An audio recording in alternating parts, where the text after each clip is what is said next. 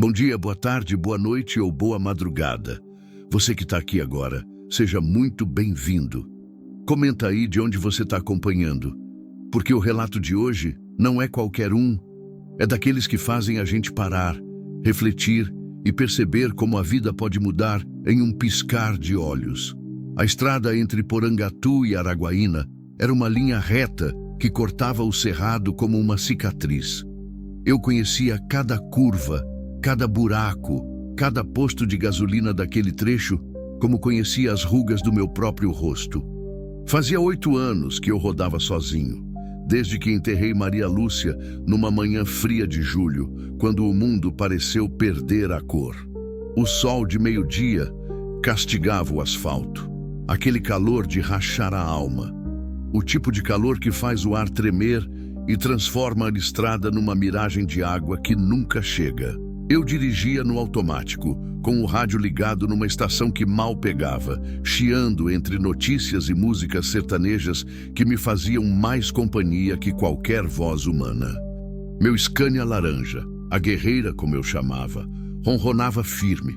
Ela era tudo que me restava de concreto na vida. Carga de soja de Goiás para o Maranhão. Mais uma viagem. Mais uma semana longe de uma casa que já não era lar. Apenas um lugar onde eu guardava as coisas. As cigarras cantavam alto nas árvores retorcidas do cerrado. Aquele canto agudo que perfura os ouvidos e parece gritar que o mundo continua, gostemos ou não. O cheiro de poeira misturado com diesel entrava pelas frestas da janela. Minha camisa grudava nas costas de tanto suor. Eu pensava em Maria Lúcia. Sempre pensava. 8 anos e a saudade não diminuía, apenas mudava de forma. Virava um peso constante no peito, uma companhia silenciosa que me acompanhava quilômetro após quilômetro. Às vezes eu conversava com ela em voz alta, dentro da cabine. Contava sobre o dia, sobre o que eu tinha visto na estrada. Os outros caminhoneiros deviam me achar louco. Talvez eu fosse mesmo. A última coisa que ela me disse antes de fechar os olhos foi: Zé, você tem um coração bom demais para ficar sozinho. Promete que vai viver de verdade? Eu prometi, mas não cumpri. Como se vive de verdade quando a pessoa que dava sentido a tudo se vai? O velocímetro marcava 85. Eu não tinha pressa, nunca tinha. A vida tinha se tornado uma sucessão de entregas, paradas em postos de gasolina, refeições solitárias em restaurantes de beira de estrada. Dormia na boleia quando o corpo pedia descanso.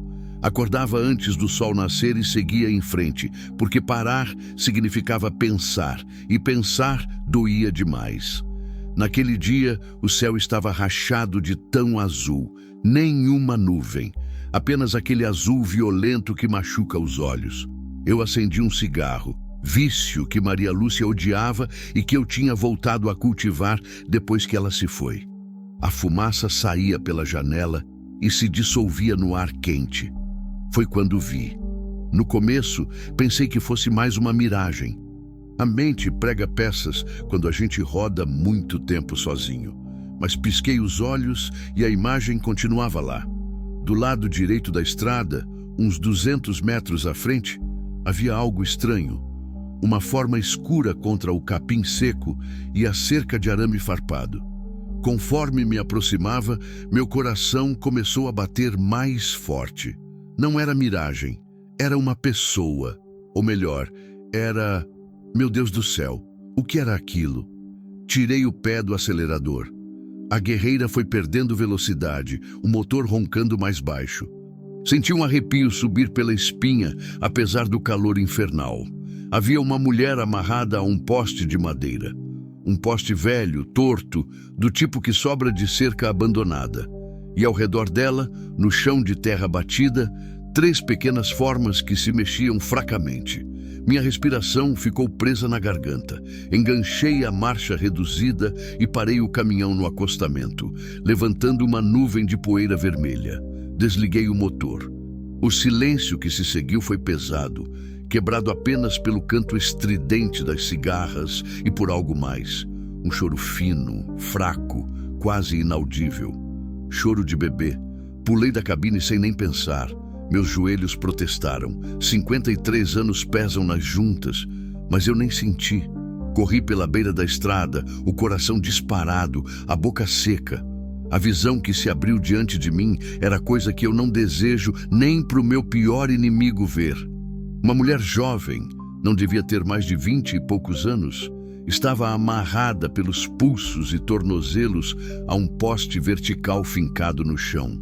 As cordas eram grossas, daquelas de sisal que deixam a pele em carne viva. Ela estava com a cabeça caída para frente, o cabelo preto e sujo cobrindo o rosto. Usava uma camisola rasgada, manchada de sangue e sujeira. Os pés descalços, os braços cobertos de arranhões e hematomas. E ali, no chão de terra dura e seca, 3 bebês minúsculos, recém-nascidos. Ainda com o cordão umbilical cortado de qualquer jeito, enrolados em trapos sujos. Eles choravam. Um choro fraquinho, desesperado, sem força, como passarinhos caídos do ninho. Meu estômago revirou, lágrimas arderam nos meus olhos. Meu Deus do céu! Murmurei, a voz embargada. Quem foi que fez isso? Caí de joelhos ao lado da mulher. Ela ergueu a cabeça devagar, como se até esse movimento custasse toda a energia que lhe restava. Os olhos dela eram fundos, vermelhos de tanto chorar, com uma expressão de dor e vergonha que me partiu o coração em 2. Por favor, ela sussurrou, a voz rouca. As meninas, salva as meninas. Minha mão tremia quando peguei o canivete do bolso. Abri a lâmina com dificuldade. Comecei a cortar as cordas que prendiam os pulsos dela. A corda estava apertada demais, tinha entrado na carne. Ela não reclamou, não gemeu. Apenas olhava para as 3 criaturinhas no chão, os olhos cheios de uma dor que ia muito além do físico. Fica quieta, moça, falei, tentando manter a voz firme. Eu vou tirar você daqui. Cortei a última corda dos pulsos e passei para os tornozelos. Ela quase desabou quando ficou livre e eu a segurei pelos ombros. Era leve demais, pele e osso. Quem fez isso com você? Perguntei, sabendo que a resposta ia doer. Ela fechou os olhos. Uma lágrima escorreu pelo rosto sujo. A minha própria família, sussurrou. Meu pai, meus irmãos. Eles disseram que eu sujei o nome deles, que não mereço viver, que as meninas são castigo de Deus. Senti uma raiva subir do peito. Uma raiva antiga, profunda, do tipo que faz a gente querer gritar contra a injustiça do mundo. Castigo? Repeti, incrédulo. 3 crianças recém-nascidas são castigo? Ela não respondeu. Apenas chorava em silêncio, o corpo inteiro tremendo. Olhei para as 3 bebês no chão. Elas tinham parado de chorar, o que era pior que o choro. Significava que estavam desistindo. O sol batia direto nelas. Quanto tempo elas estavam ali? Quantas horas sob aquele calor assassino? Agi rápido. Tirei minha jaqueta jeans de dentro da cabine. A mesma que Maria Lúcia tinha me dado de aniversário anos atrás. E enrolei as 3 criancinhas nela com o máximo de cuidado. Eram tão pequenas, tão frágeis. Cabiam todas juntas nos meus braços. Senti o coração apertar de um jeito que não sentia há anos. Voltei para a mulher. Ela me olhava com uma expressão que misturava medo e esperança. Você vai me deixar aqui? Perguntou, a voz quebrada. Deixar? Eu a encarei nos olhos. Moça, de agora em diante você e essas meninas vêm comigo. Ela piscou, como se não entendesse. Mas você não me conhece. Eu sou... Eles vão te odiar por isso. A cidade inteira vai... Eu a interrompi. Minha voz saiu mais firme que eu esperava. Que odeiem. Prefiro carregar o ódio dos outros do que o peso de ter deixado vocês morrerem. E ali... naquele pedaço esquecido de estrada entre Porangatu e Araguaína, com o sol queimando e as cigarras gritando, eu senti algo que não sentia desde que enterrei Maria Lúcia. Senti que tinha um propósito. Senti que, pela primeira vez em 8 anos, eu tinha parado de fugir. Ajudei a mulher a se levantar. Ela mal conseguia ficar em pé. As pernas tremiam, os joelhos cediam. Passei o braço pela cintura dela e a amparei enquanto segurava as 3 bebês com o outro braço contra o peito. Eram leves demais, quentes demais. Meu coração disparava de medo de que fosse tarde demais. Como você se chama? Perguntei enquanto caminhávamos devagar em direção ao caminhão. Isabela, ela murmurou. Mas todo mundo me chama de Bela. Bela, repeti. Eu sou José Cardoso, mas pode me chamar de Zé. Ela não respondeu. Apenas andava, um pé na frente do outro, como se cada passo fosse uma eternidade. Quando chegamos à Guerreira, eu a ajudei a subir na cabine. Ela se sentou no banco do carona e imediatamente estendeu os braços para as filhas. Por favor, pediu, os olhos suplicantes. Deixa eu segurar elas. Coloquei as 3 bebezinhas no colo dela com cuidado. Isabela as abraçou contra o peito e começou a chorar. Um choro profundo, daqueles que vêm lá do fundo da alma. Ela beijava a cabecinha de cada uma, sussurrando palavras que eu não conseguia ouvir direito. Promessas, talvez. Pedidos de perdão. Dei a volta no caminhão e subi do lado do motorista. Liguei o motor e o ar-condicionado na potência máxima. O ar gelado começou a circular pela cabine. Peguei a garrafa d'água que estava no porta-objetos e ofereci para Isabela. Bebe devagar, orientei. Você deve estar desidratada. Ela pegou a garrafa com uma das mãos, tentando segurar as bebês com a outra. Bebeu como quem não via água há dias. Eu provavelmente estava certo. Ela não devia ter visto água há dias, ou comida, ou qualquer gesto de humanidade. Olhei para as 3 criancinhas. Elas tinham parado de chorar e agora apenas respiravam rápido demais, os rostinhos vermelhos e suados. 2 estavam de olhos fechados, exaustas.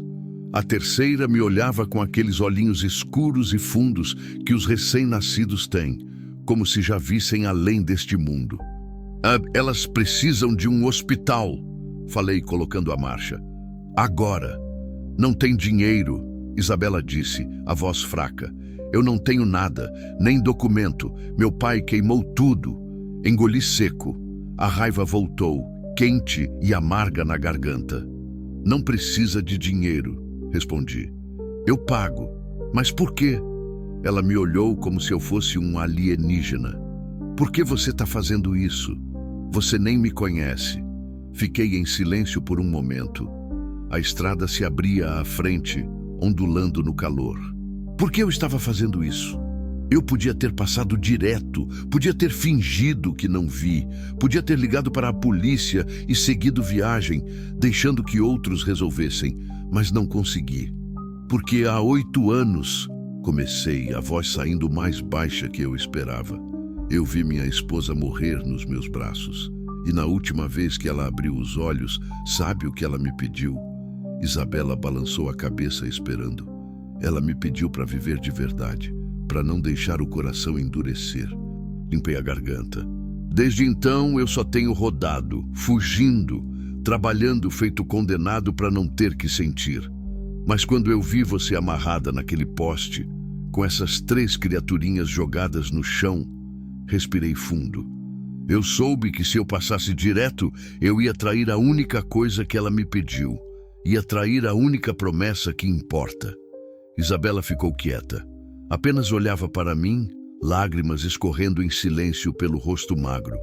Você é viúvo, ela disse, não como pergunta, mas como constatação. Sou, há 8 anos. E não tem filhos? Não. Maria Lúcia não podia ter. A gente tentou, mas não deu. Mais silêncio. Apenas o ronco do motor e o ar-condicionado soprando. As meninas nasceram ontem de manhã, Isabela disse de repente, a voz tremendo. Sozinha, no chão da cozinha. Minha mãe ficou olhando. Disse que não ia ajudar uma pecadora. Disse que Deus estava me castigando por ter engravidado sem casar. Minha mão apertou o volante com tanta força que os nós dos dedos ficaram brancos. E o pai das crianças? Perguntei, embora já desconfiasse da resposta. Sumiu quando soube que eram trigêmeas. Disse que não ia criar aberração, que eu devia ter feito alguma coisa para resolver o problema. Aberração. A palavra ecoou na minha cabeça. Olhei de relance para as 3 bebezinhas no colo de Isabela. 3 milagres. 3 vidas que lutavam para continuar existindo. E o mundo chamava isso de aberração. Depois que elas nasceram, Isabela continuou, e agora sua voz era apenas um sussurro. Meu pai entrou na cozinha. Olhou para mim, olhou para as meninas e disse: "Você não é mais minha filha. Você envergonhou essa família.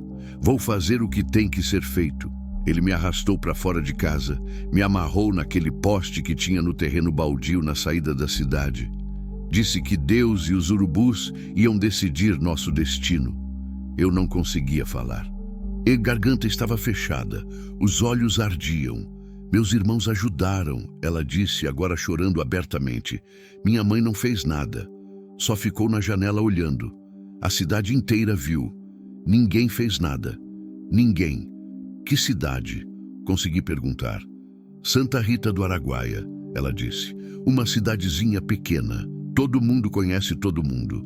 Todo mundo sabia o que ia acontecer e ninguém moveu um dedo. Santa Rita do Araguaia. Eu conhecia. Um lugarejo de 3.000 habitantes, encostado na divisa com Tocantins. O tipo de lugar onde as pessoas ainda viviam presas em tradições antigas, onde a palavra do pai de família era lei. "Quanto tempo vocês ficaram lá?" perguntei.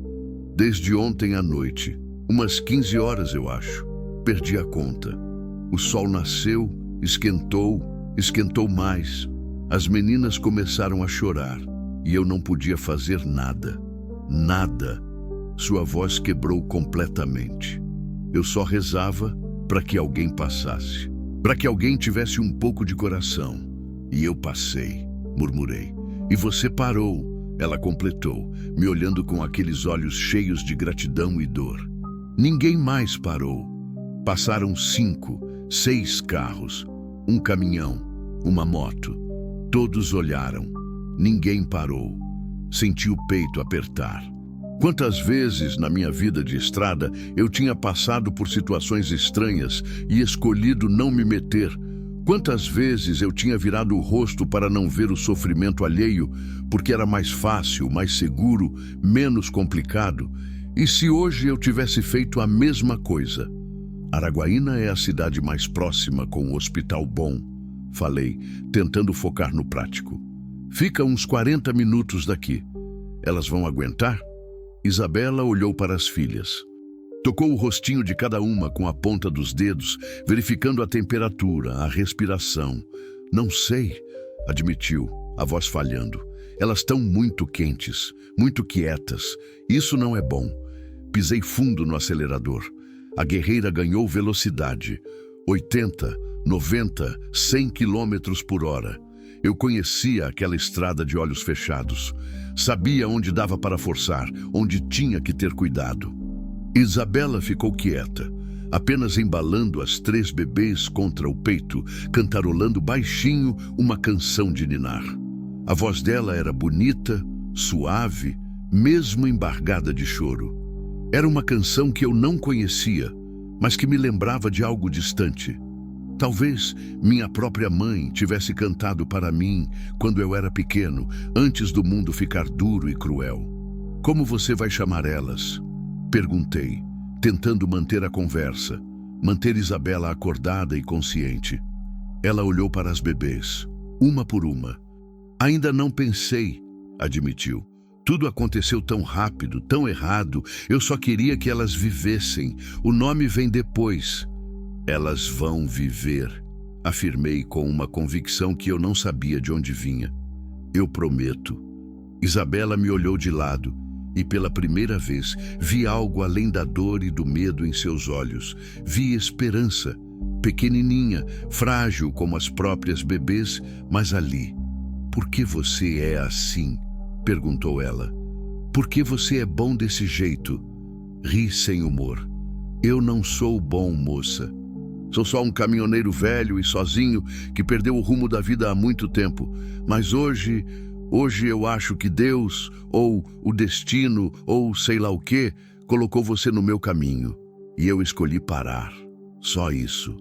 Só isso, ela repetiu, balançando a cabeça. Você salvou 4 vidas, só isso. Não respondi. Não sabia o que dizer. Dentro do meu peito, algo começava a se mexer. Algo que estava dormindo há 8 anos. Uma vontade de acordar, de voltar a viver, de ter de novo alguém por quem lutar. A placa de Araguaína apareceu no horizonte. Segura firme, avisei. A gente já está chegando.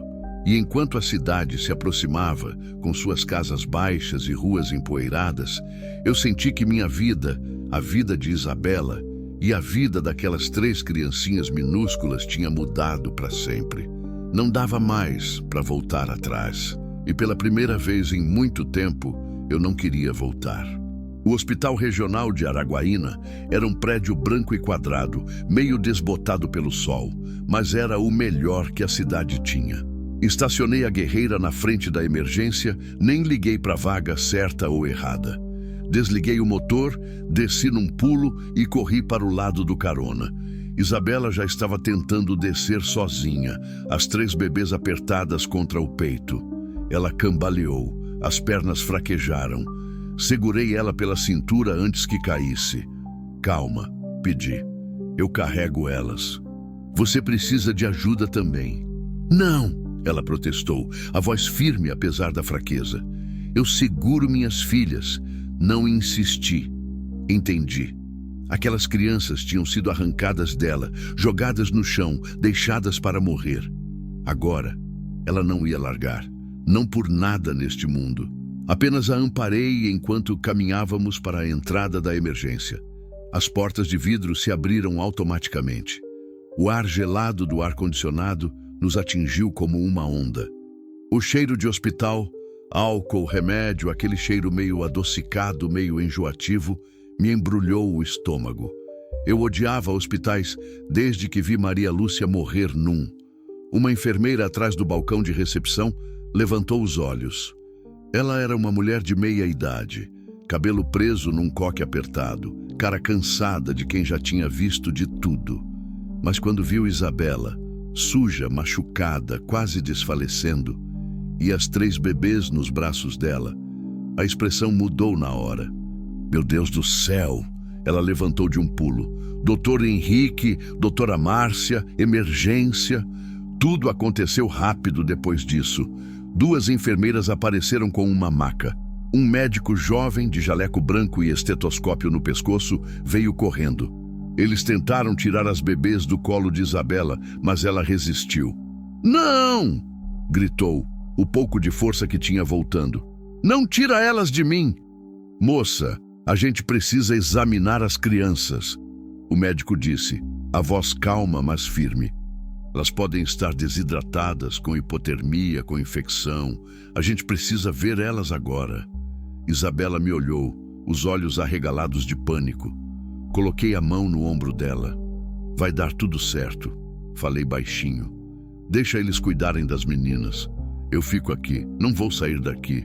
Ela hesitou. As lágrimas escorriam pelo rosto. Por fim, lentamente começou a entregar as bebês. Primeira uma, depois a segunda, por último a terceira. Cada uma que saía dos braços dela arrancava um pedaço de sua alma. Dava para ver. Elas vão ficar juntas? Perguntou, a voz tremendo. Por favor, não separa elas. Vamos fazer o possível, o médico respondeu. Agora você também precisa deitar nessa maca. Você perdeu sangue, está desidratada. Depois, Isabela interrompeu. Cuida delas primeiro. Moça, depois. O médico olhou para mim como se pedisse ajuda. Dei de ombros. Eu entendia Isabela. Ela era mãe. Mães pensam primeiro nos filhos, sempre. 3 enfermeiras levaram as bebês para dentro de uma sala. Isabela ficou parada no meio do corredor, olhando para a porta que se fechou, o corpo tremendo inteiro. Então, as pernas cederam de vez. Segurei ela antes que batesse no chão. Ei, ei, chamei. Fica comigo, Bela. Fica acordada. mas ela estava no limite. Os olhos reviraram. O corpo ficou mole nos meus braços. "Precisamos de outra maca aqui", gritei. Mais correria, mais gente de branco. Deitaram Isabela numa maca, verificaram os sinais vitais, enfiaram uma agulha no braço dela para o soro. Levaram ela para outra sala e eu fiquei sozinho no corredor branco e frio, com o coração disparado e as mãos tremendo. Me sentei numa cadeira de plástico dura encostada na parede. Passei as mãos pelo rosto. Elas estavam sujas de poeira da estrada e suadas. Minha roupa estava grudada no corpo, meu estômago roncava. Eu não comia desde o café da manhã e já era meio da tarde. Mas eu não conseguia pensar em comida. Só conseguia pensar naquelas 4 pessoas que tinham aparecido do nada na minha vida. Uma enfermeira mais velha, com um sorriso cansado, mas gentil, se aproximou. "O senhor é o pai das crianças?" perguntou. "Não, eu encontrei elas na estrada, amarrada." A moça estava amarrada num poste com as bebês no chão. O rosto da enfermeira se contorceu de choque e raiva. "Amarrada? Quem faz uma coisa dessas?" "A família dela", respondi, sentindo a raiva subir de novo. "O pai, os irmãos, deixaram ela para morrer." A enfermeira fez o sinal da cruz. "Misericórdia." Ela balançou a cabeça. "Bom, o senhor vai precisar falar com a assistente social. E com a polícia, provavelmente. Isso é caso de tentativa de homicídio." "Tudo bem, eu falo com quem for preciso." "O senhor tem algum parentesco com a moça?" "Não. Como eu disse, eu só encontrei ela." "Entendo." A enfermeira pegou uma prancheta. "Mas a gente vai precisar de informações. Nome dela, documentos, endereço." "Ela não tem documentos. O pai queimou tudo." A enfermeira suspirou. "Claro que queimou." Anotou algo na prancheta. "E o senhor? Pode me dar seus documentos? Para o cadastro?" Peguei minha carteira do bolso e tirei a identidade e a carteira de motorista. A enfermeira anotou os dados. "O senhor vai pagar particular ou tem convênio?" "Particular." Respondi sem hesitar. "Quanto custar, eu pago." Ela me olhou com uma expressão que misturava admiração e tristeza. "O senhor tem um bom coração. Não é todo dia que a gente vê alguém ajudar assim, sem esperar nada em troca." Não respondi. Não achava que tinha um bom coração. Achava apenas que estava fazendo o que qualquer pessoa decente deveria fazer. A enfermeira se afastou. Voltei a ficar sozinho com meus pensamentos. Fechei os olhos. Vi Maria Lúcia. Não como ela estava nos últimos dias, magra e pálida na cama do hospital, mas como era antes, sorrindo, forte, viva. Ela tinha sido enfermeira também. Trabalhava num postinho de saúde em Goiânia. Adorava cuidar das pessoas, principalmente das crianças. "Zé", ouvi a voz dela na minha cabeça, "você fez a coisa certa. Você sempre faz a coisa certa quando escuta o coração." "Mas e agora?" pensei. "O que eu faço agora? Eu não posso simplesmente deixar elas aqui e ir embora, mas também não posso levar elas comigo. Ou posso?" A cabeça girava. Eu tinha uma entrega para fazer, um prazo, um patrão esperando. Mas naquele momento, nada disso parecia importar. Quanto tempo fiquei ali sentado, eu não sei. Pode ter sido meia hora, pode ter sido 2. O movimento do hospital continuava ao meu redor. Gente entrando, gente saindo, choro de criança, vozes chamando nomes, o apito de uma ambulância chegando, até que o médico jovem apareceu. Levantei num pulo. "As meninas?" perguntei antes que ele dissesse qualquer coisa. Ele deu um meio sorriso. "Estão estáveis, todas as 3. Foi por pouco, mas chegaram a tempo. Estavam desidratadas, com a temperatura corporal muito baixa e alguns sinais de infecção no cordão umbilical. Mas já estamos tratando. São lutadoras, essas pequenas." Senti minhas pernas amolecerem de alívio. Tive que me segurar na parede. "Graças a Deus", murmurei. "E a mãe?" O médico continuou. "Também está estável. Ela teve laceração no parto, perdeu bastante sangue, está severamente desnutrida e desidratada. Vai precisar ficar internada alguns dias, mas vai ficar bem. Assenti, incapaz de falar. O nó na garganta não deixava. O senhor fez a coisa certa trazendo elas. O médico disse, me olhando nos olhos, se tivesse demorado mais 1 hora, talvez a história fosse diferente. Posso ver elas? A mãe está dormindo agora. O corpo dela desligou de exaustão. Quanto às bebês, estão na UTI neonatal. Por enquanto, só a equipe médica pode entrar, mas assim que for possível, eu aviso. Certo. Respirei fundo. Doutor, eu preciso avisar. A família dela fez isso. Amarrou ela num poste e deixou para morrer. Tem que chamar a polícia. O rosto do médico endureceu. Já chamamos. A assistente social está cuidando disso. Vão precisar do seu depoimento. Eu dou quantas vezes for necessário. O médico apertou meu ombro. O senhor é parente dela? Não, sou só... Parei. O que eu era? Um estranho? Um bom samaritano? Sou alguém que passou na hora certa. Então foi o anjo dela. O médico disse simplesmente. E das meninas? Ele se afastou, voltando para suas rondas. Voltei a me sentar na cadeira dura de plástico. Anjo. Eu nunca tinha me visto como anjo de ninguém. Sempre fui apenas Zé, o caminhoneiro, o viúvo solitário, o homem que rodava para esquecer a dor. Mas talvez, apenas talvez, Maria Lúcia tivesse mandado Isabela e as meninas para o meu caminho. Para me lembrar que ainda tinha vida dentro de mim, que ainda tinha propósito. Peguei o celular e liguei para meu patrão. Ele não ia gostar, mas não tinha jeito. Alô, seu Manuel, é o Zé. Olha, eu vou me atrasar com a entrega. Aconteceu uma coisa aqui, uma emergência. Vou precisar de uns dias. Ouvi a voz irritada do outro lado. Reclamações sobre prazo, sobre compromisso, sobre responsabilidade. Eu sei, seu Manuel, eu sei, mas tem coisas que são mais importantes que prazo de entrega. O senhor me demite se quiser.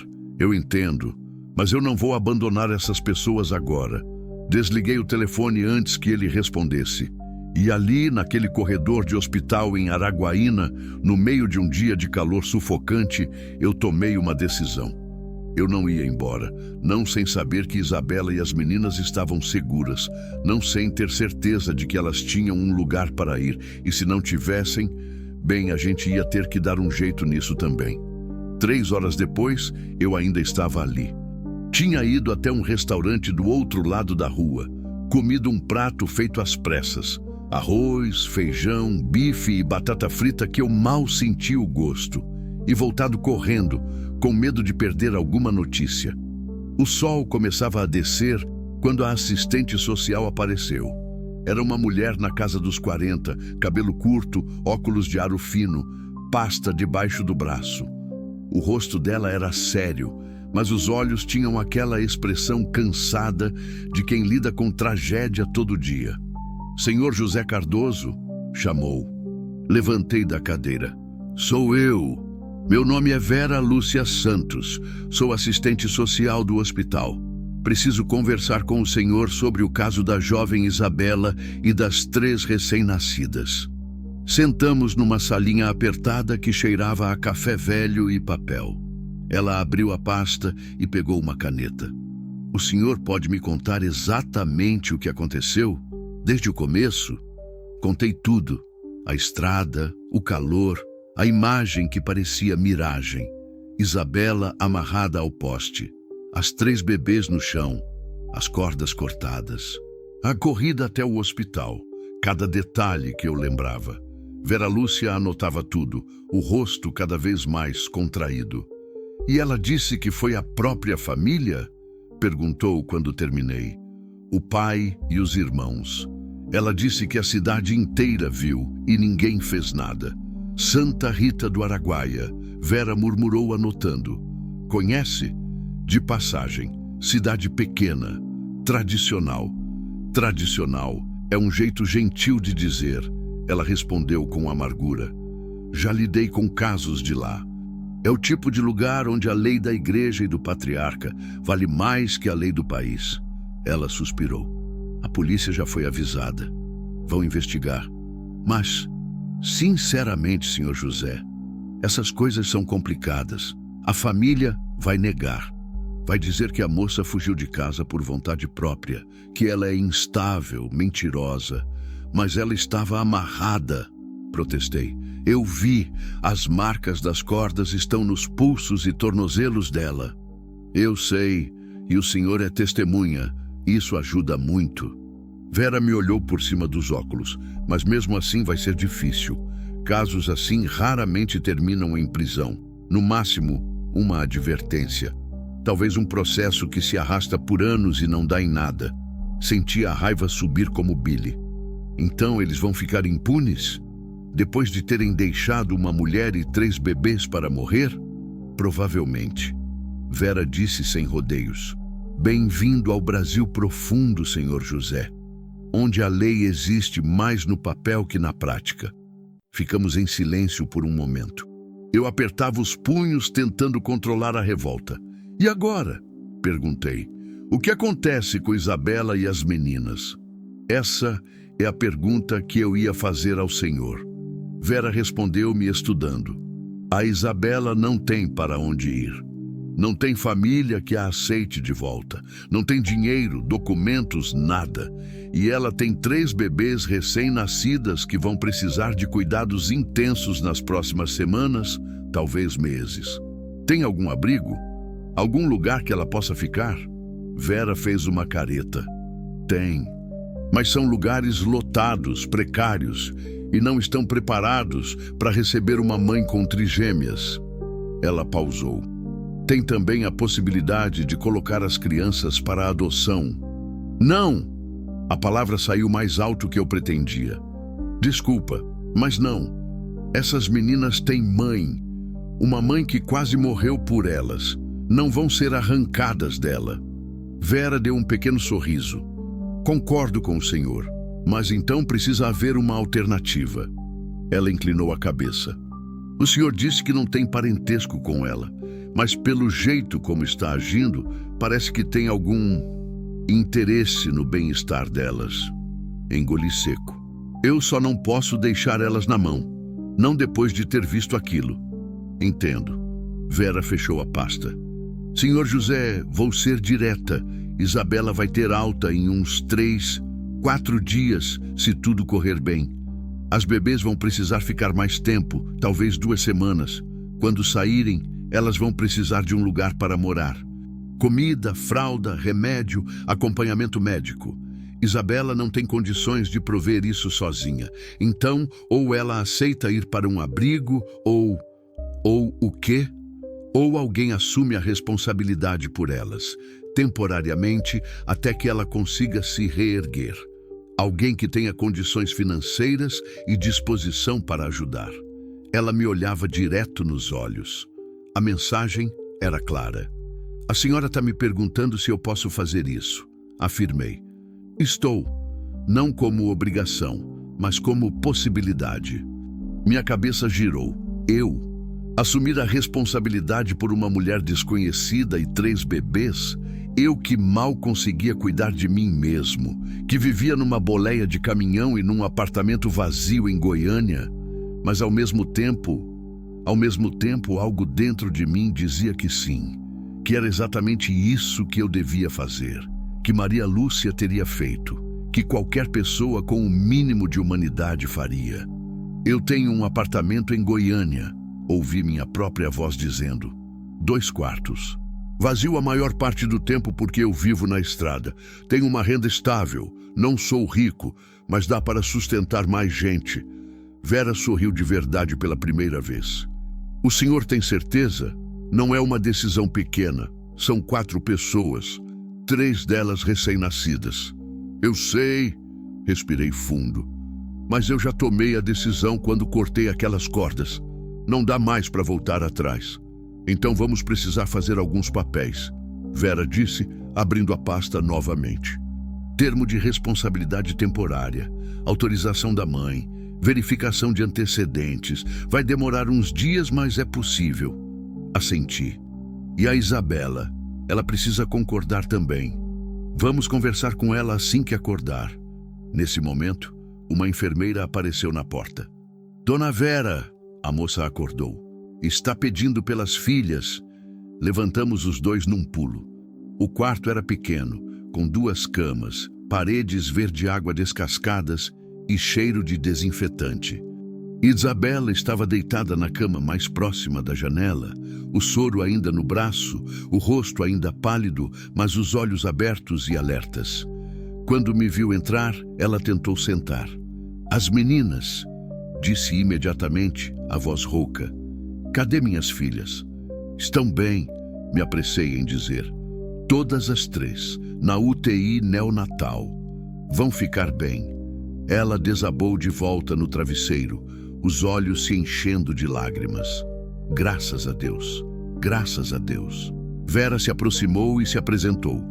Explicou a situação com cuidado. A polícia, a investigação, a necessidade de encontrar um lugar para ela e as meninas ficarem. Isabela ouvia em silêncio, as lágrimas escorrendo. Eu não tenho nada, disse quando Vera terminou. Nem roupa no corpo além dessa camisola de hospital. Como eu vou cuidar delas? Não sozinha, falei, me aproximando da cama. Comigo, se você aceitar. Ela me olhou confusa. Como assim? Expliquei. O apartamento, a ajuda financeira. O apoio até que ela conseguisse se reerguer. Isabela me olhava como se eu estivesse falando em outra língua. Por quê? Perguntou pela 1000ª vez. Por que você faria isso? Me sentei na cadeira ao lado da cama. Peguei a mão dela, pequena, fria, cheia de calos e feridas. Porque há 8 anos eu perdi a mulher da minha vida. E desde então eu só tenho fugido, rodado pelo Brasil inteiro tentando esquecer a dor. Olhei nos olhos dela. Mas hoje, quando eu vi você naquela estrada, quando eu segurei suas filhas nos braços, alguma coisa acordou dentro de mim. Alguma coisa que eu achava que tinha morrido com a Maria Lúcia. E eu entendi que, se eu passar o resto da vida fugindo, eu vou estar desperdiçando a segunda chance que a vida está me dando. Isabela chorava agora sem parar. Eu não mereço, sussurrou. Eu não mereço tanta bondade. Todo mundo merece bondade, respondi. Principalmente quem nunca recebeu. Ela apertou minha mão com força. Se você fizer isso, disse a voz tremendo, se você realmente me ajudar, eu prometo que vou trabalhar. Vou me reerguer, não vou ser um peso. Vou cuidar das minhas filhas e... Não precisa prometer nada, interrompi. Só precisa deixar a gente te ajudar. Vera observava a cena com um meio sorriso. Então está decidido? Perguntou. Isabela olhou para mim. Eu olhei para ela. E naquele momento, nos olhos daquela mulher que tinha perdido tudo, eu vi esperança.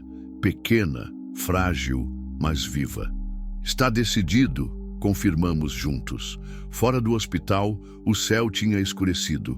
Nuvens pesadas e escuras se acumulavam no horizonte. O vento tinha mudado de direção, trazendo cheiro de chuva. Uma tempestade se aproximava. Mas dentro daquele quarto de hospital, pela primeira vez em muito tempo, eu senti que tinha encontrado meu porto seguro. 3 dias se passaram. 3 dias que pareceram 3 semanas. Eu tinha arrumado um quarto simples numa pousada barata perto do hospital. Uma cama dura, um ventilador barulhento, paredes finas onde eu ouvia o ronco do vizinho a noite inteira. Mas não importava. Eu mal dormia mesmo. Passava os dias no hospital, de manhã cedo até à noite. Visitava Isabela no quarto dela, sentava ao lado da cama. Conversávamos sobre coisas pequenas. O tempo, a comida ruim do hospital, as enfermeiras simpáticas, nada profundo. Ainda éramos estranhos aprendendo a confiar um no outro. As meninas continuavam na UTI neonatal. Eu só podia vê-las através do vidro. 3 criaturas minúsculas em 3 incubadoras separadas, cheias de fios e tubos, lutando para se fortalecer. Uma enfermeira me explicou que trigêmeas sempre nascem frágeis, ainda mais em partos sem assistência. mas elas estavam melhorando, ganhando peso, respirando melhor. Isabela ainda não tinha visto as filhas pessoalmente.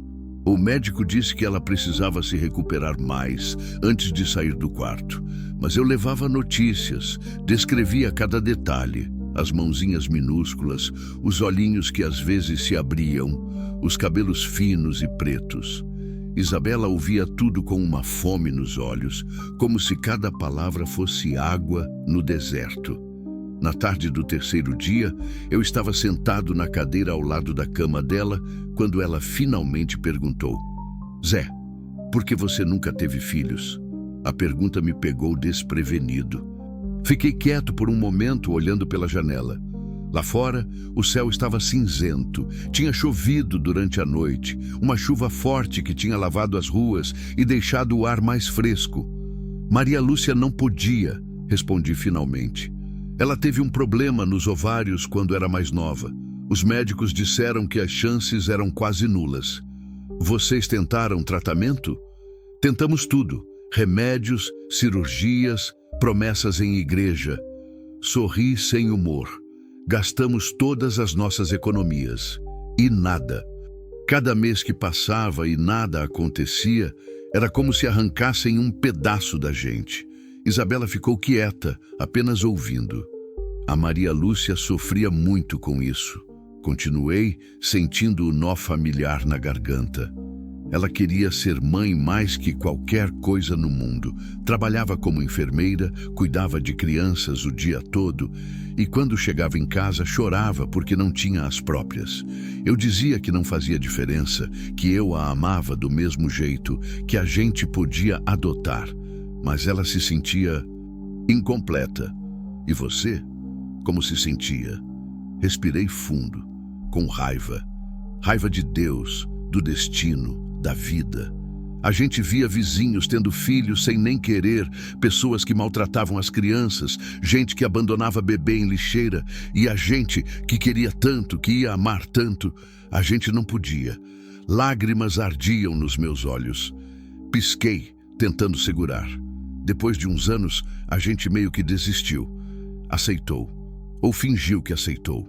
A Maria Lúcia voltou a sorrir, mas nunca foi o mesmo sorriso de antes. Sempre tinha uma tristeza no fundo dos olhos dela. E quando ela morreu? Câncer no pâncreas. Agressivo, rápido. Do diagnóstico até o fim foram 5 meses. Minha voz saiu mais baixa. Nos últimos dias, quando ela já sabia que não tinha mais jeito, ela me fez prometer que eu ia viver, que eu não ia me enterrar junto com ela, que eu ia encontrar um jeito de ser feliz de novo. Mas você não encontrou, Isabela disse gentilmente. Não, eu só fugi. Peguei o caminhão e fiquei na estrada. Quanto mais longe, melhor.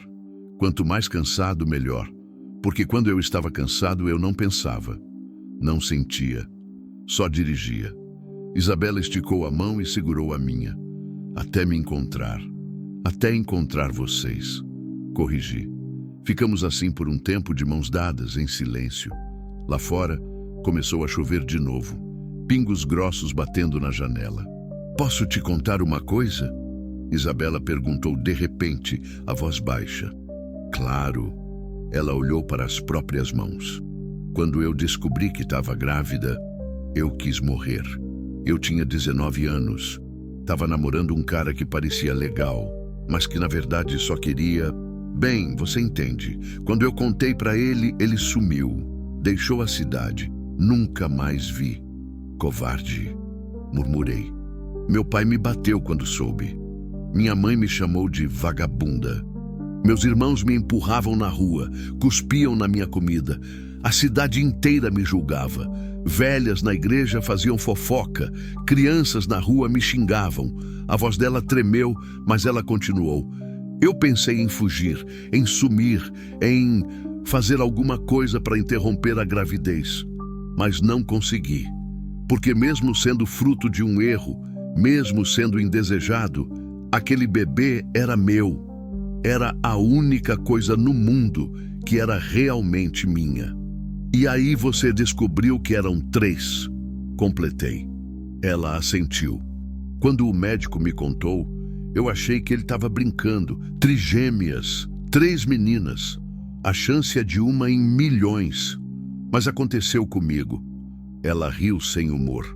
Meu pai disse que era castigo de Deus, que eu tinha que ter feito alguma coisa muito errada para merecer isso. Não é castigo, falei firme. São 3 bênçãos. Eu sei disso agora. Mas na época, Zé, eu tive tanto medo. Tanto. Como eu ia cuidar de 3 bebês sozinha? Sem dinheiro, sem ajuda, sem nada. Eu rezava todo dia pedindo força, pedindo um milagre. E o milagre veio, disse apertando a mão dela. Você sobreviveu ao parto sozinha. Você sobreviveu àquele inferno amarrada no poste. E suas filhas sobreviveram também. Se isso não é milagre, eu não sei o que é. Isabela me olhou com aqueles olhos fundos e tristes. O milagre foi você. Você parar. Você descer daquele caminhão. Você cortar as cordas. Sua voz quebrou. Você me devolver a esperança. Não consegui segurar as lágrimas. Escorreram pelo meu rosto, silenciosas, libertadoras. Eu acho que a gente se salvou um ao outro, murmurei. Isabela puxou minha mão e a levou até o rosto dela, encostando na bochecha úmida de lágrimas. Obrigada, sussurrou. Por tudo, por existir, por ser quem você é. Ficamos assim, chorando juntos, 2 náufragos que tinham encontrado terra firme um no outro. Lá fora, a chuva caía mais forte. Os trovões roncavam, mas dentro daquele quarto havia paz. Uma paz estranha, frágil, mas real. Pensei em Maria Lúcia, me perguntei se ela estava vendo, se ela aprovava, se ela entendia. E de alguma forma, no fundo do peito, eu senti que sim, senti que ela estava sorrindo. O sorriso verdadeiro, sem tristeza no fundo dos olhos. Porque finalmente, depois de 8 anos, eu tinha parado de fugir. Finalmente eu tinha encontrado um motivo para voltar a viver. À noite, quando saí do hospital, a chuva tinha parado. As ruas estavam molhadas, brilhando sob os postes de luz. O ar cheirava a terra molhada e vida nova. Caminhei até a pousada devagar, as mãos nos bolsos, a cabeça cheia de pensamentos. Amanhã, Isabela teria alta. Depois de amanhã, se tudo corresse bem, as meninas também. E então começaria uma nova vida, para mim, para ela. Para as 3 criaturinhas que tinham chegado ao mundo de uma forma tão brutal, mas que contra todas as probabilidades tinham sobrevivido. Parei no meio da rua vazia. Olhei para o céu. As nuvens tinham se aberto, revelando estrelas. Maria, falei em voz alta, sem me importar se alguém estava ouvindo. Eu não sei se eu estou fazendo a coisa certa. Não sei se eu sei como ser pai ou protetor. Ou seja lá o que for que essas pessoas precisam que eu seja. Mas eu vou tentar. Vou tentar com tudo que eu tenho. E eu espero que você esteja orgulhosa de mim. O vento soprou suave, trazendo o cheiro da chuva que tinha passado. E eu jurei que ouvi, bem baixinho, a voz de Maria Lúcia dizendo: sempre estive, meu amor, sempre estive. A alta de Isabela veio na manhã do 4º dia. O médico me chamou no corredor antes dela sair do quarto. Senhor José, preciso que entenda uma coisa, disse ele, o tom sério. A Isabela passou por um trauma físico e emocional enorme. O corpo dela vai se recuperar, mas a mente, isso vai levar tempo. Ela vai precisar de acompanhamento psicológico. Vai ter pesadelos, crises de pânico, momentos difíceis. Eu entendo, respondi. E as bebês, continuou, são prematuras, vão precisar de cuidados especiais, consultas frequentes, vacinas, alimentação controlada. É trabalhoso, exige dedicação total. Eu sei, ele me estudou por um momento. O senhor tem certeza do que está fazendo? Não é tarde para recuar. A assistente social pode encontrar outras soluções. Doutor, interrompi, olhando ele direto nos olhos. Eu nunca tive tanta certeza de nada na vida. Essas pessoas precisam de mim, e eu preciso delas. Simples assim. Ele assentiu devagar, um pequeno sorriso no canto da boca. Então o senhor é um homem raro, senhor José. Um homem muito raro.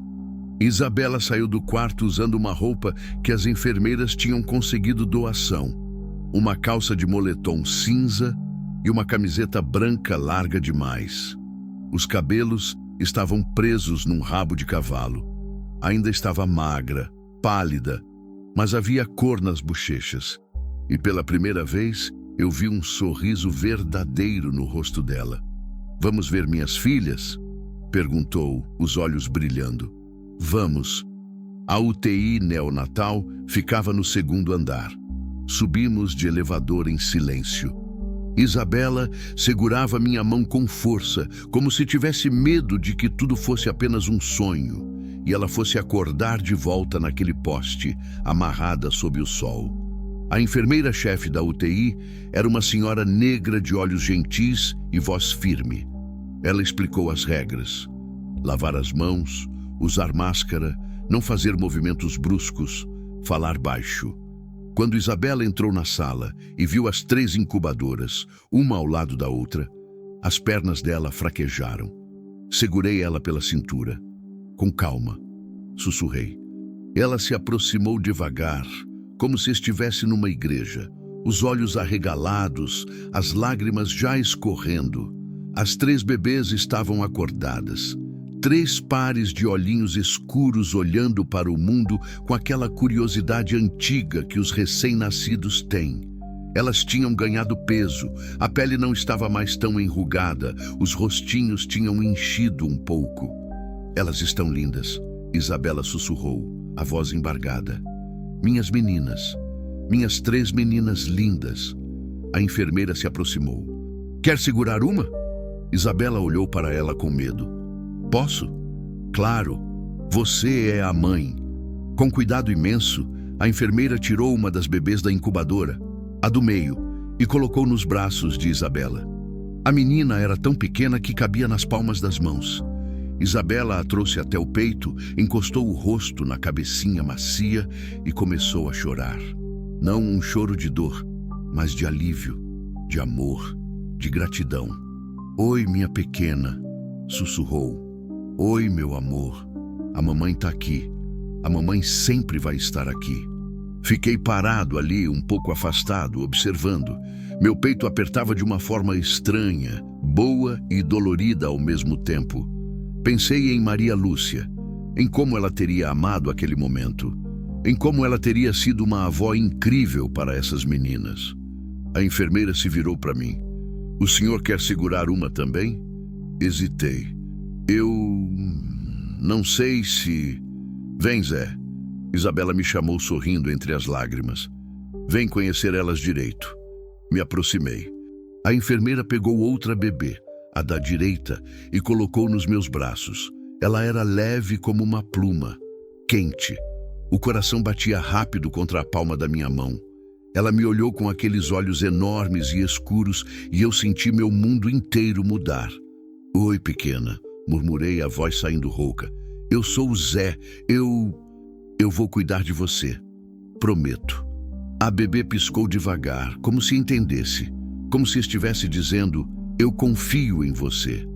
E ali, naquela sala branca e esterilizada da UTI neonatal, segurando uma criaturinha que mal pesava 2 quilos, eu finalmente entendi o que Maria Lúcia tinha sentido a vida toda. Aquela vontade de proteger, aquele amor instantâneo e incondicional, aquela certeza de que você daria a vida por aquele serzinho sem pensar 2 vezes. "Elas precisam de nome", disse Isabela de repente, ainda embalando a filha dela. "Não posso continuar chamando elas de as meninas." "Você já pensou em algum?" perguntei. Ela ficou quieta por um momento, olhando para as 3 bebês. "Quero nomes que signifiquem vida", disse finalmente, "porque elas sobreviveram. Contra tudo e contra todos, elas sobreviveram. E você também", acrescentei. Ela sorriu. "E eu também." Olhou para a bebê nos braços dela. "Essa aqui vai ser Vitória, porque ela é a minha vitória, minha primeira razão para não desistir." Olhou para a bebê nos meus braços. Essa vai ser esperança. Porque ela me deu esperança quando eu achei que não tinha mais, e olhou para a terceira, ainda na incubadora. E essa vai ser luz, porque ela iluminou a escuridão. Vitória, esperança e luz. Repeti. São nomes bonitos, nomes fortes. São nomes de guerreiras, Isabela corrigiu, porque elas são guerreiras. Nasceram lutando e vão crescer lutando. A enfermeira sorriu. Então vou registrar nos prontuários. Vitória, esperança e luz. Filhas de Isabela. Ela pausou. Qual o sobrenome? Isabela ficou pálida. Eu não quero o sobrenome da minha família. Não quero que elas carreguem aquele nome. Então escolhe outro, sugeri. Ela me olhou. Posso usar o seu? A pergunta me pegou completamente desprevenido. Meu, Cardoso. Isabela Cardoso. Vitória, esperança e luz Cardoso. Ela falou devagar, testando o som. Se você deixar, se você não se importar. Senti um nó subir pela garganta. Eu ficaria honrado, consegui dizer. Isabela sorriu. Um sorriso grande, verdadeiro, que iluminou o rosto inteiro dela. Então está decidido. A gente é uma família agora. De verdade, família. A palavra ecoou na minha cabeça. Eu não tinha família desde que Maria Lúcia morreu. Tinha parentes distantes que eu mal via. Mas família de verdade, aquela que importa, eu não tinha. Até agora. 2 horas depois, voltamos para o quarto de Isabela para pegar as coisas dela, que se resumiam a uma sacolinha com alguns produtos de higiene que o hospital tinha dado. Vera, a assistente social, apareceu com uma pasta de documentos. Consegui agilizar o processo, disse ela. O termo de responsabilidade temporária está pronto. Vocês dois precisam assinar. E também precisamos registrar as bebês oficialmente. Sentamos numa mesinha no canto do quarto. Vera explicou cada documento. Eu seria o responsável legal temporário por Isabela e pelas 3 bebês. Assumiria as despesas, providenciaria moradia, alimentação, cuidados médicos. Isabela mantinha todos os direitos de mãe, mas eu seria o guardião legal até que ela estivesse em condições de se sustentar sozinha. Quanto tempo dura isso? Perguntei. Não tem prazo fixo. Pode ser 6 meses, 1 ano, 2 anos. Depende de como as coisas evoluem. Vera me olhou séria. O senhor tem certeza? Ainda dá tempo de reconsiderar. Olhei para Isabela. Ela me olhava de volta, os olhos cheios daquela esperança frágil. Peguei a caneta e assinei. Tenho certeza. Isabela soltou um suspiro de alívio e assinou também. E quanto à polícia? Perguntei. O que aconteceu com a investigação? O rosto de Vera se fechou. A polícia foi até Santa Rita do Araguaia, conversou com a família da Isabela. Eles negaram tudo. Disseram que a Isabela fugiu de casa por vontade própria, que é mentirosa compulsiva, que inventou essa história toda para chamar atenção. Mas as marcas das cordas, protestei, as bebês jogadas no chão, eles disseram que ela mesma se amarrou, que é instável mentalmente. Isso é ridículo, eu sei, mas é a palavra deles contra a dela. E na cidade, eles têm influência, o delegado é amigo do pai dela, o juiz é primo. Vera suspirou, cansada. A não ser que apareçam outras testemunhas, não vai dar em nada. Senti a raiva explodir dentro de mim. Então eles vão ficar impunes, simplesmente assim? Provavelmente. Vera colocou a mão no meu braço. Mas o importante é que Isabela e as meninas estão vivas, estão seguras e vão ter uma chance de recomeçar longe daquele inferno. Às vezes, essa é a única justiça que a gente consegue. Olhei para Isabela. Ela estava pálida, as mãos tremendo. Não importa, disse ela, a voz firme apesar do medo. Eu não quero vingança. Só quero paz. Quero que minhas filhas cresçam longe daquela gente, longe daquele ódio. E vão crescer, prometi, em Goiânia, num lugar seguro, Onde ninguém vai julgar, ninguém vai machucar. Vera fechou a pasta. Então está tudo certo. As bebês têm alta em 2 dias, se continuarem melhorando. Até lá, vocês podem ir se organizando. Ela olhou para mim. O senhor vai precisar de muita coisa. Berços, roupas, fraldas, mamadeiras. Eu dou um jeito, respondi. E ia dar mesmo. Não fazia ideia de como, mas ia dar, porque agora eu tinha um propósito. Agora eu tinha uma família, e pela primeira vez em 8 anos, a estrada não era mais fuga. Era caminho de volta para casa. Os 2 dias seguintes foram um turbilhão. Liguei para minha irmã em Goiânia, a única parente com quem eu ainda mantinha contato. Expliquei a situação. Ela ficou em silêncio por um longo tempo. Depois disse: Zé, você enlouqueceu de vez? Pode ser, respondi. Mas é a melhor loucura que eu já fiz. 4 pessoas, Zé. 3 bebês recém-nascidos. Você não tem a menor ideia do que está se metendo. Eu sei, mas não posso voltar atrás. Outro silêncio. Depois um suspiro. Tá bom. O que você precisa? De tudo. Berços, roupas de bebê, fraldas, mamadeiras. Você pode comprar e deixar no apartamento? Eu transfiro o dinheiro agora. Pode deixar. Vou pedir ajuda das minhas amigas da igreja. A gente resolve isso. Obrigado, Célia. Sério. Só não me agradeça ainda. Espera para ver se você aguenta os primeiros 3 meses sem dormir. Desliguei com um sorriso amargo. Ela tinha razão. Eu não fazia ideia do que estava me metendo. Mas estava tudo bem. Às vezes a gente precisa pular no escuro e confiar que vai ter chão do outro lado. Enquanto isso, Isabela passava o dia inteiro na UTI neonatal. As enfermeiras deixavam ela ficar além do horário permitido. Acho que entendiam que aquela mãe precisava recuperar o tempo perdido. Ela sentava entre as 3 incubadoras, conversava com as meninas, cantava baixinho, tocava as mãozinhas minúsculas através das aberturas. Eu ficava mais afastado, observando.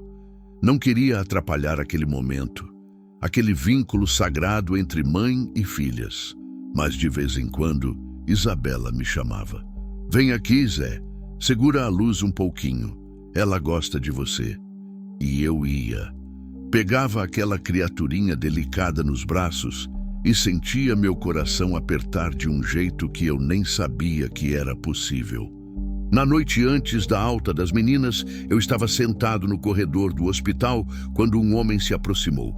Era alto, de barba por fazer, chapéu de couro na cabeça e botas sujas de estrada. Um caminhoneiro. Reconheci pelo jeito. Você é o José Cardoso? Perguntou. Sou. Por quê? Ele se sentou ao meu lado sem pedir licença. Meu nome é Toninho. Eu passo por Santa Rita do Araguaia toda semana. Ouvi falar da história da moça e das trigêmeas. Ele me olhou de lado. Queria te avisar uma coisa. Meu corpo ficou tenso. Avisar o quê? O pai dela tá furioso. Soube que você levou ela embora. Tá dizendo na cidade que você sequestrou a filha dele, que vai achar você e fazer justiça com as próprias mãos. Senti o sangue gelar. Ele sabe onde eu moro? Ainda não, mas tá perguntando. Oferecendo dinheiro para quem descobrir. Toninho tirou o chapéu e passou a mão no cabelo suado. Olha, eu não sei qual é a sua, se você é maluco ou santo. Mas se eu fosse você, eu saía daqui o mais rápido possível e sumiria por um tempo. Esse homem não tá brincando. Ele deixou a própria filha amarrada para morrer. Falei, a raiva voltando. E agora quer bancar o pai preocupado? Não é sobre preocupação, é sobre honra, sobre controle. Toninho colocou o chapéu de volta. Para um homem daqueles, ter a filha fugindo com um estranho é pior que ter ela morta. É vergonha pública. Ela não fugiu. Eu salvei ela. Eu sei, mas ele não vê assim. E os outros na cidade também não. Toninho se levantou. Só tô te avisando, parceiro. Cuidado, muito cuidado. Ele se afastou pelo corredor, as botas fazendo barulho no chão de cimento. Fiquei ali sentado, o coração disparado. Medo. Pela primeira vez desde que tinha encontrado Isabela na estrada, eu senti medo de verdade. Não por mim, mas por ela, pelas meninas. Entrei no quarto de Isabela. Ela estava deitada, quase dormindo, mas abriu os olhos quando me ouviu entrar. Zé, tá tudo bem? Sentei na cadeira ao lado da cama. A gente precisa sair de Araguaína amanhã mesmo, assim que as meninas estiverem alta. Ela se sentou, alerta. Por quê? O que aconteceu? Contei sobre Toninho, sobre as ameaças do pai dela. O rosto de Isabela ficou branco. Ele vai atrás da gente, sussurrou. Eu conheço meu pai. Ele não desiste. Nunca. Então a gente não deixa ele achar. Como? Pensei rápido. A gente não vai direto para Goiânia. Vamos fazer um desvio. Pegar estradas secundárias, ficar uns dias em alguma cidade pequena onde ninguém conhece a gente, esperar as coisas esfriarem e depois a gente vai para Goiânia e some, muda de vida, recomeça do zero. Isabela me olhava com aqueles olhos enormes e assustados, mas no fundo eu via determinação. Você vai fazer isso? Fugir comigo? Mesmo sabendo que pode ter problema? Isabela, peguei a mão dela. Eu já fiz a escolha.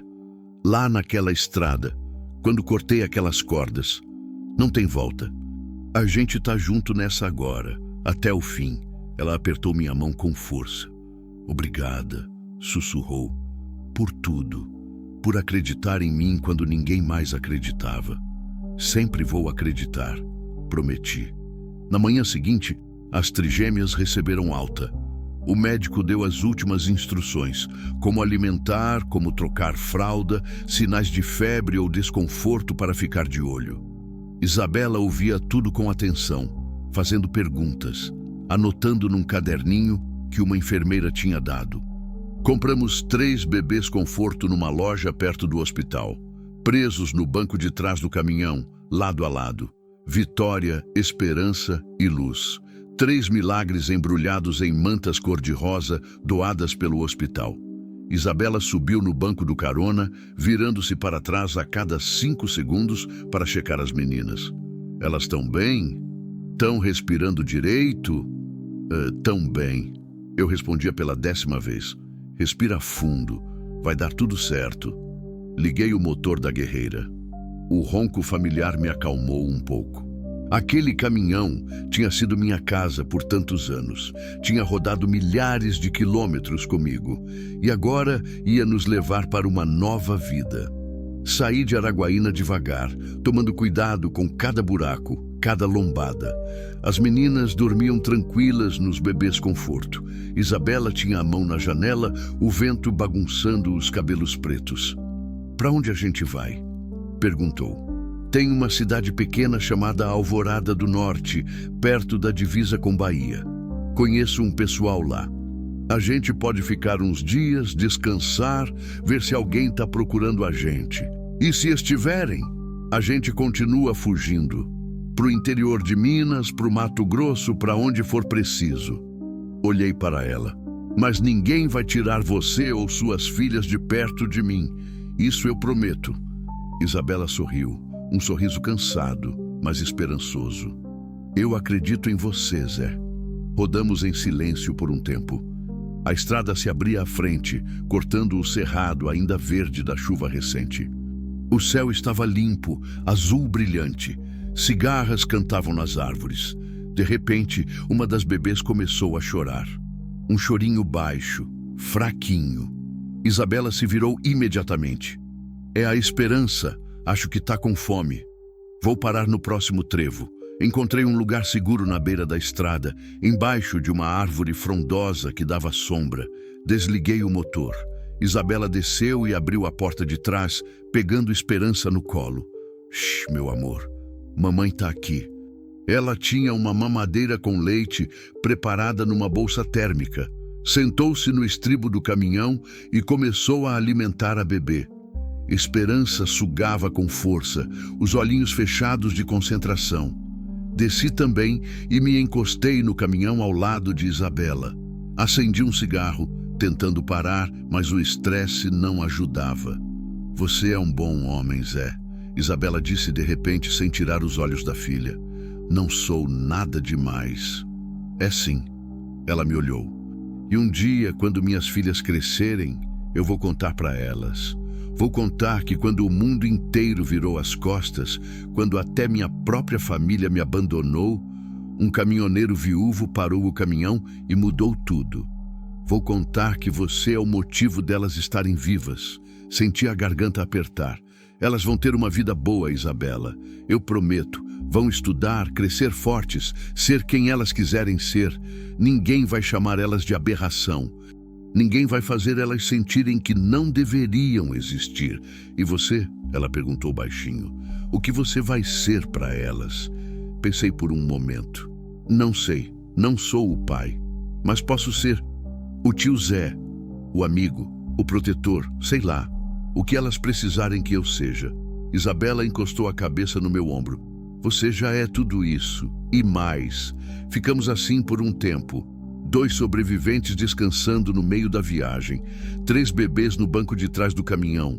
Uma família improvisada, estranha, mas real. O sol começava a baixar no horizonte quando voltamos para a estrada. A luz dourada pintava o cerrado de tons quentes, lindo e melancólico ao mesmo tempo. E enquanto eu dirigia, com Isabela cochilando no banco do carona e as trigêmeas dormindo atrás, eu pensei em Maria Lúcia. Pensei em como a vida é estranha, como a gente perde tudo e acha que nunca mais vai se levantar. E então, de repente, num dia qualquer, numa estrada qualquer, a gente encontra uma razão para tentar de novo.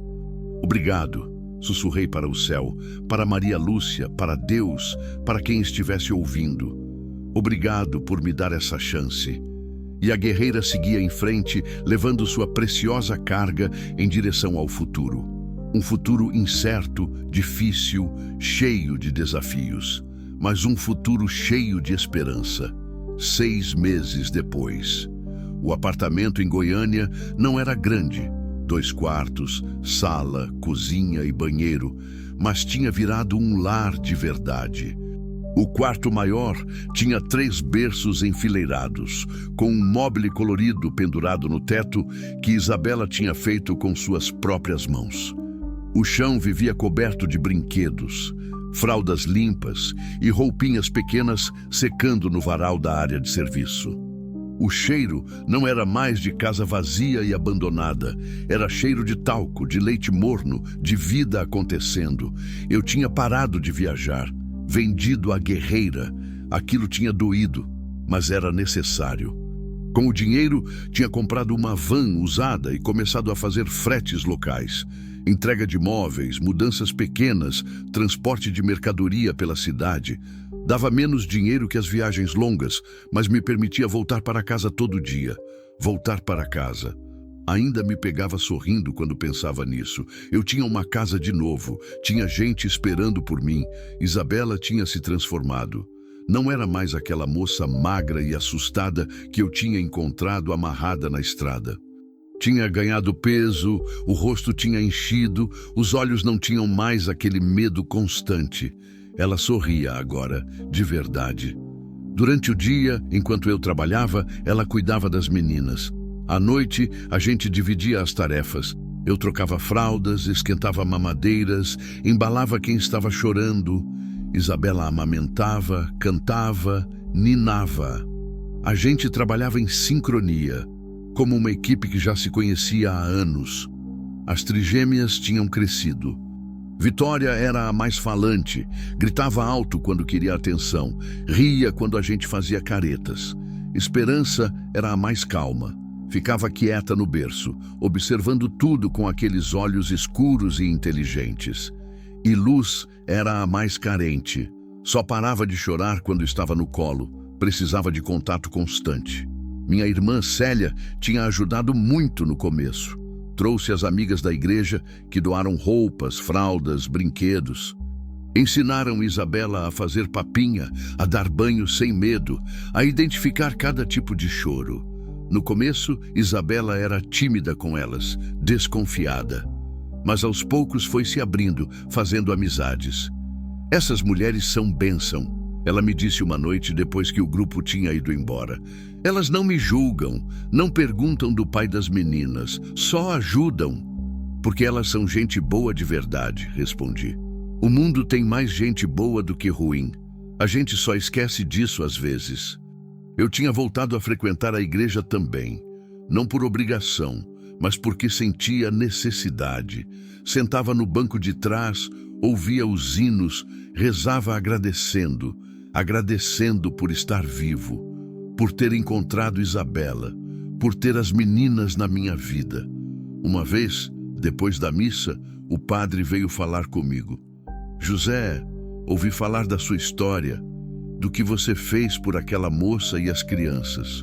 Eu só fiz o que qualquer pessoa deveria fazer, padre. Ele balançou a cabeça. Não. A maioria das pessoas passa direto, finge que não viu, se convence que não é problema delas. Ele colocou a mão no meu ombro. Você parou e isso faz toda a diferença. Eu não sabia o que responder. Apenas assenti e saí dali com um peso a menos no peito. Numa tarde de sábado, eu estava na sala montando um andador que tinha comprado para as meninas quando Isabela se sentou ao meu lado no sofá. Ela estava quieta, mexendo nas mãos, nervosa. Zé, preciso falar uma coisa com você. Larguei a chave de fenda e me virei para ela. Fala. Eu quero trabalhar. Arrumar um emprego. Trabalhar? Fiquei surpreso. Mas as meninas ainda são pequenas. Quem vai cuidar delas? A dona Lourdes, a vizinha do apartamento de cima, se ofereceu para ficar com elas durante o dia. Ela é aposentada, tem experiência com criança e cobra barato. Isabela, você não precisa se preocupar com isso agora. Eu tô dando conta das despesas. Eu sei. Ela me interrompeu, a voz firme. E eu sou eternamente grata por tudo que você tem feito. Mas eu preciso disso. Preciso sentir que sou útil, que não sou só uma pessoa que você salvou e que vive às suas custas. Você não vive às minhas custas. Você cuida das meninas, cuida da casa. Eu sei, mas não é suficiente para mim. Os olhos dela brilhavam com determinação. Eu quero ter meu próprio dinheiro. Quero poder comprar as coisas das meninas sem ter que te pedir. Quero recuperar minha dignidade. Entendi.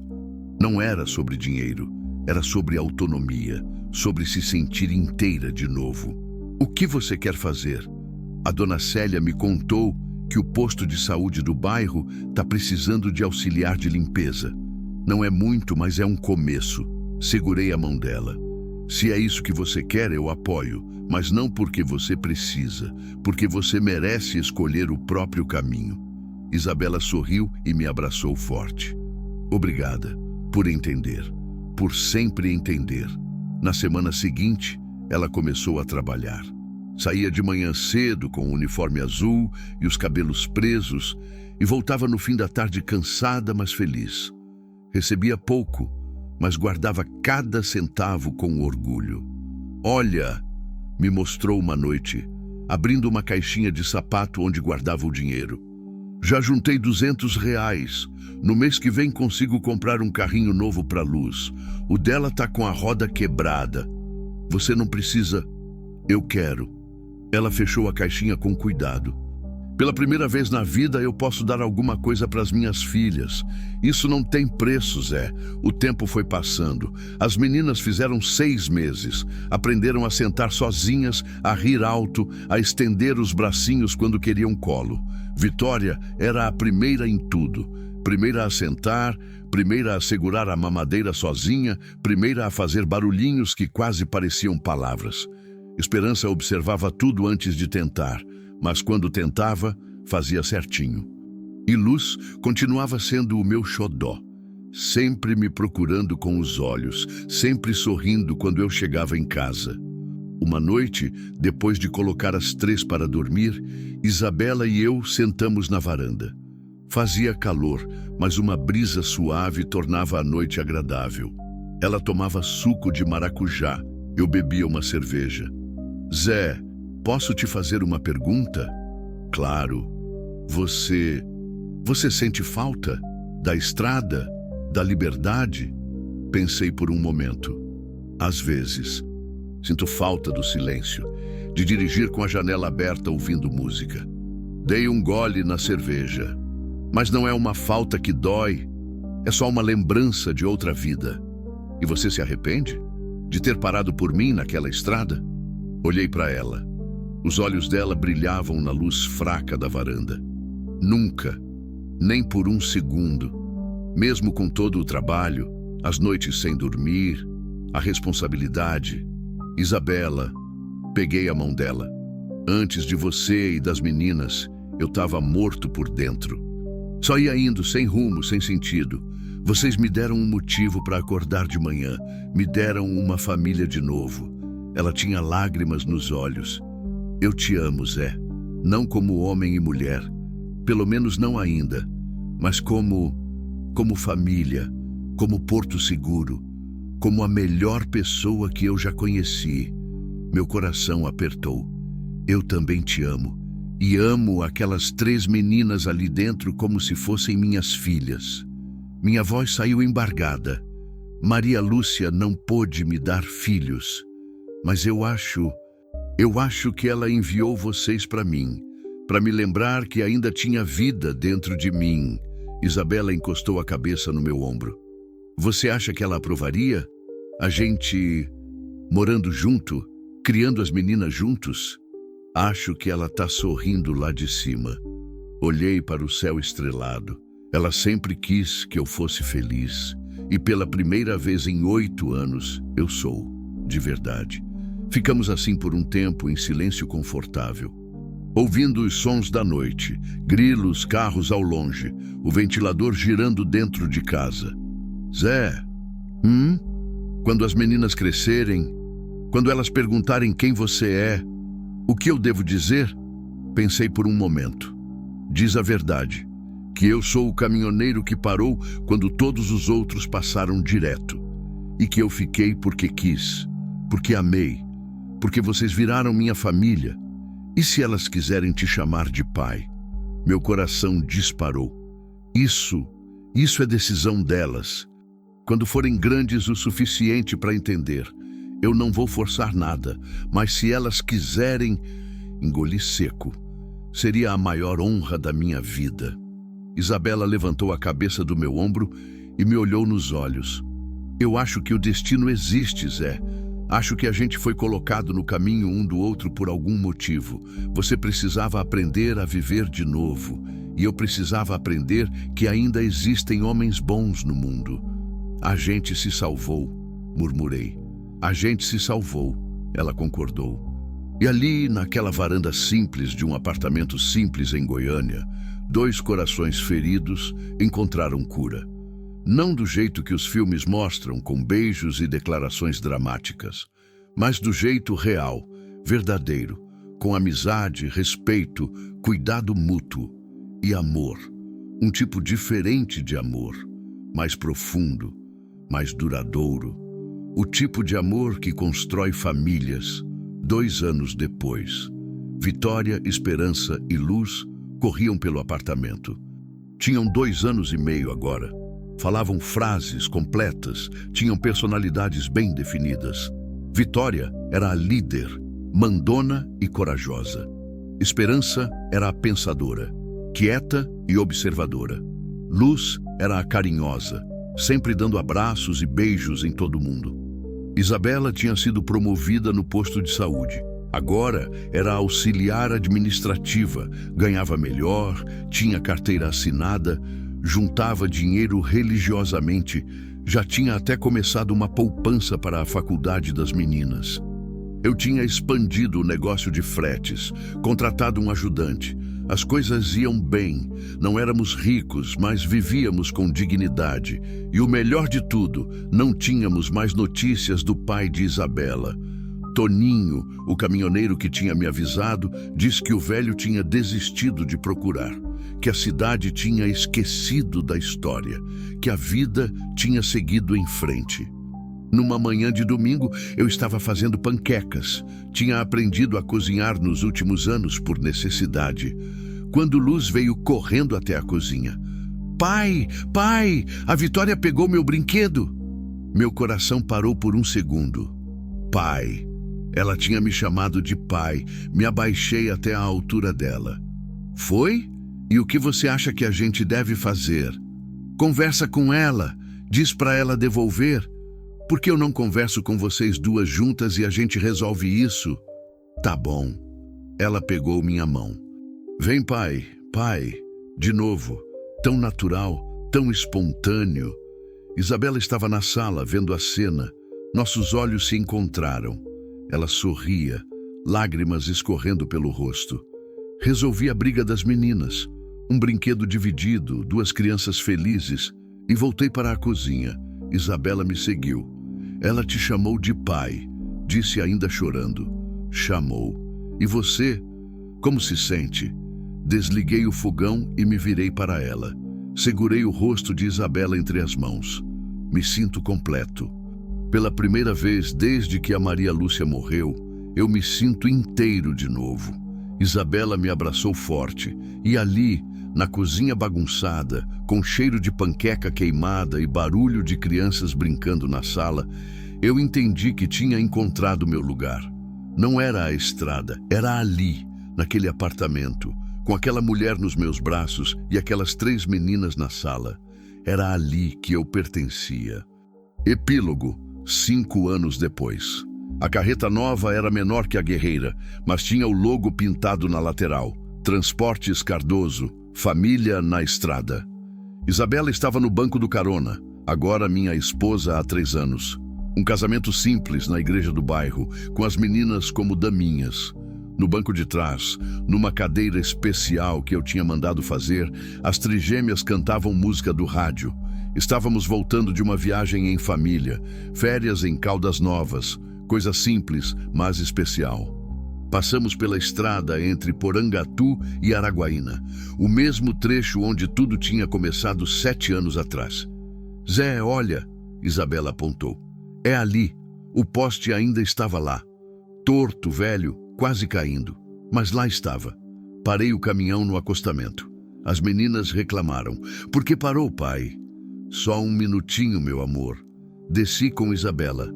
Caminhamos até o poste em silêncio. O capim tinha crescido ao redor. Cigarras cantavam. O sol rachava o céu de tão forte. Foi aqui, murmurei. Foi aqui que tudo mudou. Isabela segurou minha mão. Obrigada por ter parado. Obrigado por ter me dado um motivo para viver de novo. Ficamos ali por um momento, olhando para aquele pedaço de estrada que tinha mudado nossas vidas para sempre. Então voltamos para o caminhão, onde 3 meninas barulhentas e felizes nos esperavam. Liguei o motor. Isabela colocou a mão na minha coxa, aquele gesto de carinho que tinha virado costume, e seguimos em frente. Porque às vezes, meu amigo, o verdadeiro milagre não vem do céu, vem do coração de quem para o caminhão quando todos os outros seguem em frente. E quando você para, quando você realmente para e estende a mão, a vida inteira pode mudar. A sua e a de quem você salvou. Ou melhor, a de quem salvou você. Fim. Porque há encontros que a estrada prepara, mas só o coração reconhece. E quando reconhece, não há volta.